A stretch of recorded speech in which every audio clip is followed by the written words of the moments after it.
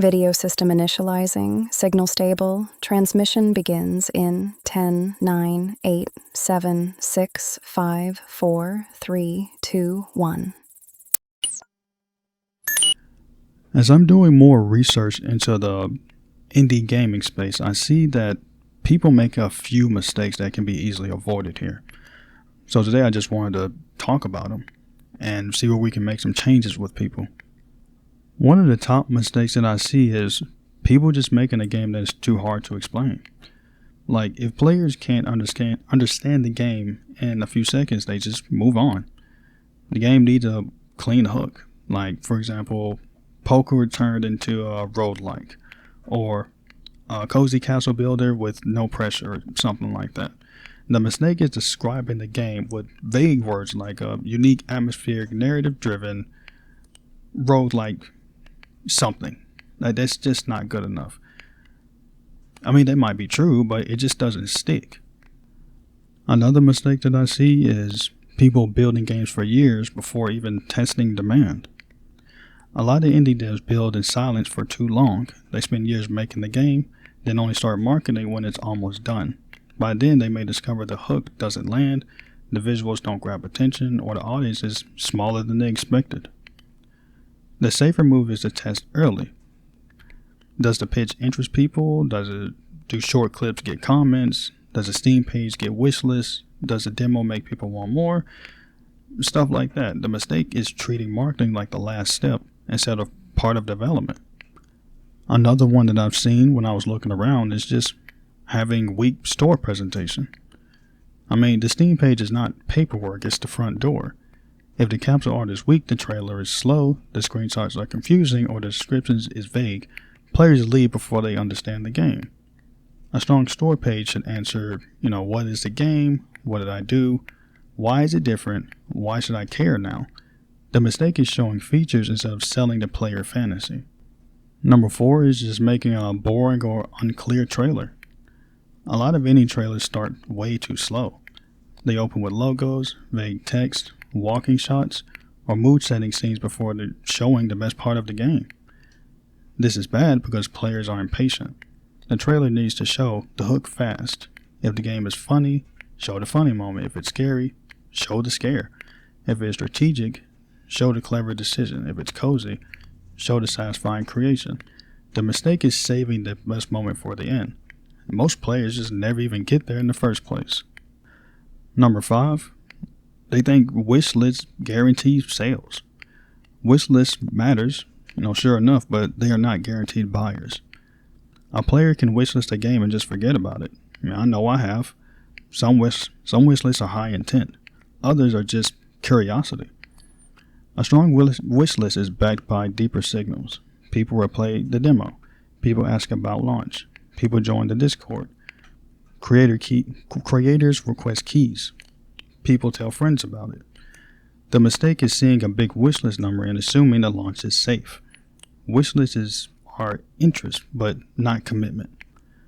Number 6, waiting too long to build community. Community does not mean I made a Discord. Community means people repeatedly care. They recognize the game, they ask questions, they share clips, they wait for updates. They feel like they are watching the game become something. Indie devs get ignored when the first real audience touchpoint happens at launch. By then, it's just too late for that. The mistake is launching to strangers instead of launching to people who already care. Number 7, they price based on effort instead of perceived value. This is more of a classic mistake.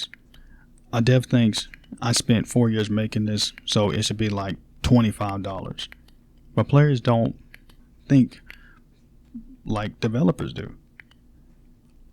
They price games based on what they can understand from the store page in like 10 seconds. They ask, does this look worth $20? Does it even look polished? Does it look replayable? Do I even trust this? Does it look better than 40 other games on my wish list? I mean, that's harsh, but it's how buyers think.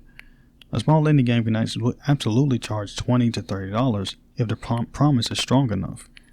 But if the capsule art looks average, the trailer feels slow, the hook is vague, and the game has no social proof, the price becomes a wall. A better move is this: price based on what the player sees, not what the developer has suffered through. Number 8, not matching price to genre expectations. Different genres have different expectations.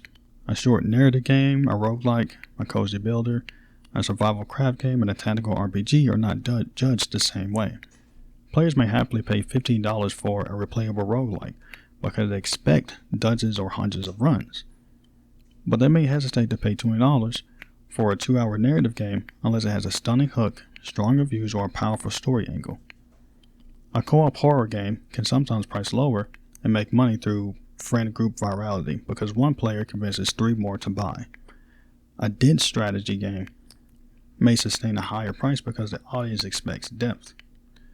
The better move is this: price against similar games in the same genre, not against indie games in general, which is what most people do, unfortunately. Number 9, allowing scope creep instead of strengthening the hook. Some indie devs try to fix weak interest by just adding more stuff. Levels, enemies, lore, systems, but more content does not matter if players do not want the game in the first place. This is what I call invisible scope. The developer feels the work, but the player does not feel more desire.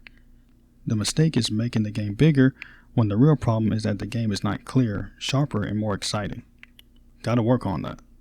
And finally, number 10, treating launch like one announcement instead of a whole campaign. A launch is not one tweet, one trailer, or even one Steam post. A launch is a sequence. The games need multiple chances to be seen before release. It needs a reveal, a Steam page, gameplay clips, demo, festival, creator outreach, a launch day announcement, a trailer, a countdown, launch discount, reviews, post-launch update. The mistake is expecting one launch day push to do all the work. Most successful indie devs build momentum before launch, then launch into that momentum. Too many games fail each year without knowing this kind of information. So, avoid this mistake. Oh, hey, glad you're still here. I've, just finished syncing the next set of files for you. They're right over there on the screen. Take a look and, catch ya in the next one.